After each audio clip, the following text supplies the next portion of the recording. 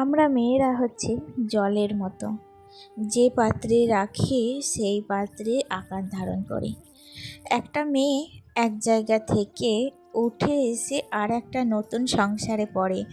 সেখানে কতগুলো নতুন মানুষ, নতুন একটা পরিবেশ, তাদেরকে নিয়ে মানিয়ে চলতে হয় এবং তাদের মনের সমস্ত অভিমান, সমস্ত অভিযোগ তাদেরকে বুঝে নিতে হয়।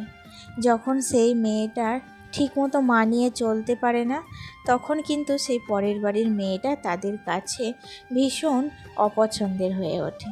কিন্তু এই মেয়েটার কথা কে বা কতজনা কতবার ভাবে বলো তো, যে সে নিজের বাড়ি, নিজের ঘর, নিজের চেনা মানুষজন, নিজের পরিবেশ ছেড়ে একটা নতুন পরিবেশে এসেছে। তাকেও তো একটু সময় দেওয়া দরকার, তাকেও তো একটু সুযোগ দেওয়া দরকার, যাতে সে নতুন পরিবেশে নিজের মতো করে মানিয়ে নিতে সক্ষম হয়। চলো বন্ধুরা, অনেক কথা অনেক গল্প হবে, তার আগে নিজের পরিচয়টা দিয়ে দেওয়া যাক। নমস্কার, কেমন আছো সবাই? আশা করি সবাই খুব ভালো আছো, আর আমরাও বেশ ভালো আছি। আমি সুমি। আজকে আমার আরও একটি নতুন ব্লগে তোমাদের অনেক অনেক স্বাগত জানাই। দেখো, প্রতিদিনের মতোই সকালবেলায় ঘুম থেকে উঠেছিলাম, আর উঠে দেখি বাইরে না আকাশে মুখ ভার হয়ে রয়েছে।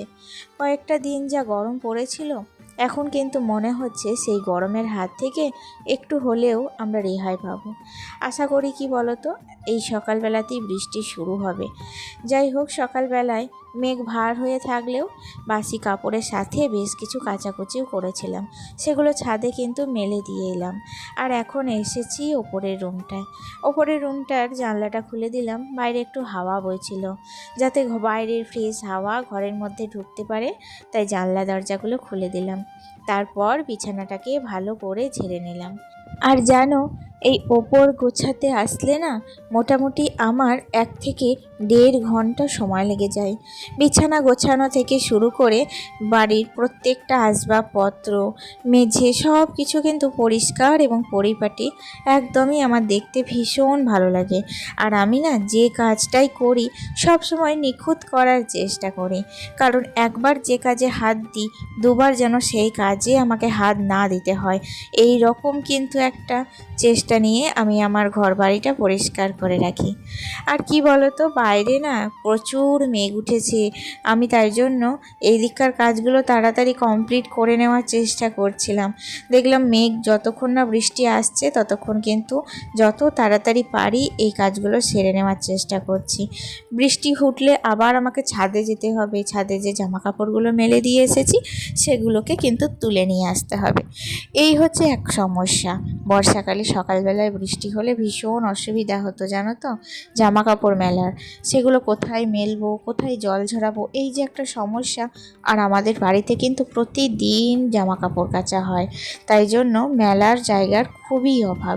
আর গ্রীষ্মের সময় ছাদে মেলে দিলে কিন্তু জামা কাপড় নিয়ে কোনো চিন্তা আর করতে হয় না নতুন করে।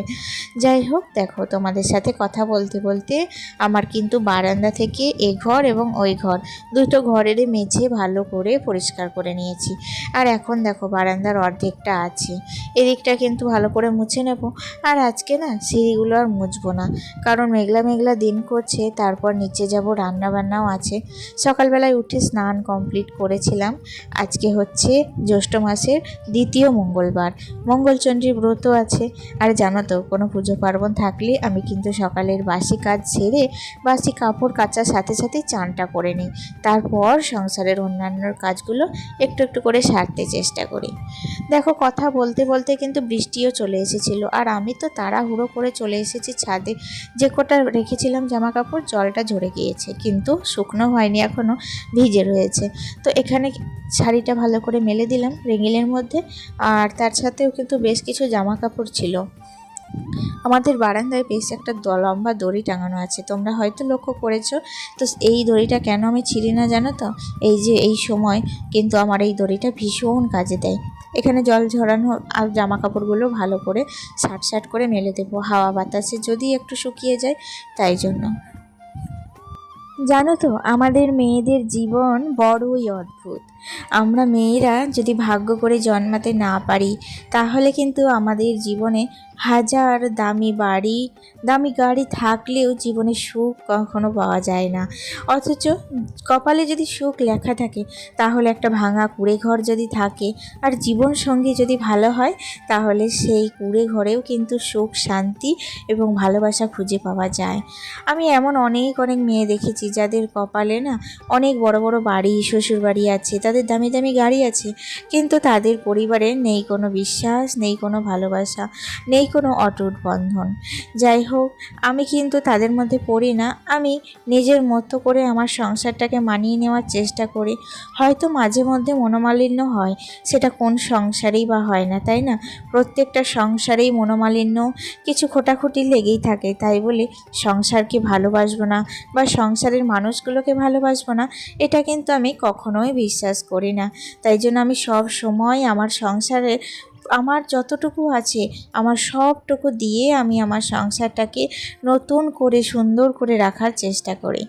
যাই হোক, দেখো এদিকে নিচে চলে এসেছিলাম আর নিচে এসে বেডরুমটায় তখনও কিন্তু ছেলে বসেছিল। আসলে ওর স্কুল ছুটি তো, তাই জন্য আমার বিছানাটা গোছাতে অনেকটা দেরি হয়ে যাচ্ছে। কখনো কখনো 11টা, 11:30, আবার কোনো দিন 12টাও বেজে যাচ্ছে বিছানা গোছাতে। রান্নাবান্না কমপ্লিট করে নিয়েছি অফ ক্যামেরাতেই, আর তার মধ্যে মাঝখানে একবার পুজোর জন্য অঞ্জলিও দিয়েছিলাম। আমি যে জামা কাপড়টা পরে বিছানা নাড়ছি বা কাজ করছি সেই জামা কাপড় ছেড়ে একটা নতুন নাইটি পরে তারপরেই কিন্তু মা মঙ্গলচণ্ডীর অঞ্জলি দিয়েছি। আর কি বলতো, তাড়াহুড়োর মধ্যে রান্নাটা অফ ক্যামেরায় আজকে কমপ্লিট করেছি। চলো কি কি রান্না করেছি শেয়ার করি।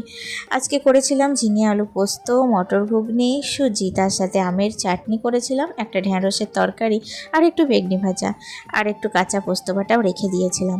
আসলে আমার হাজবেন্ড নিরামিষ তরকারি খেতে ওর ভীষণ অসুবিধা হয়, তার সাথে আমার শ্বশুরমশাইও খাবে। তো কি বলতো, তাই জন্য একটু কাঁচা পোস্ত বাটা রেখে দিয়েছিলাম। ভাবছিলাম পোস্তর বড়া করে দেবো, কিন্তু আর সময়ের অভাবে সেটাও কমপ্লিট করতে পারিনি। যাই হোক, রান্নাবান্না কমপ্লিট করে এখন ছেলেকে স্নান করিয়ে দিয়েছি। দেখো, স্নান করার সময় জামা পরতে এত দুষ্টুমি করে, যত দিন যাচ্ছে ছেলে আমার কিন্তু আরও দিন দিন চঞ্চল হয়ে উঠছে। আর ওকে সামলানো আমার কিন্তু ভীষণ অসুবিধা। এত কাজের মধ্যে, এত চাপের মধ্যে ওকে সামলানোও কিন্তু একটা বিরাট চাপের কাজ, জানো তো। আর রিসেন্টলি ওর মুখে প্রচুর ভিজি ভিজি ঘামাচি বেরিয়েছে, তাই জন্য ওকে একটু পাউডার মাখিয়ে দিলাম। আর তারপরে আমিও রেডি হয়ে গিয়েছি। আজকে আমরা যাব একটু বাইরে, জানো তো। বেশ কিছুদিন থেকেই ভাবছিলাম, যাওয়া হচ্ছে না। এর আগেও 2-3বার গিয়েছি এই কাজটা করতে, কিন্তু তখনও কিন্তু সফল হয়নি।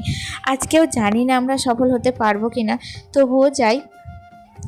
বারবার চেষ্টা করলে হার কিন্তু কখনোই মানতে হয় না, একদিন না একদিন সফলতা ঠিকই আসবে, এটা আমি বিশ্বাস করি। যাই হোক, দেখো আমার এই যে রেডি হয়ে গিয়েছি, ছেলেকেও রেডি করিয়ে দিয়েছি।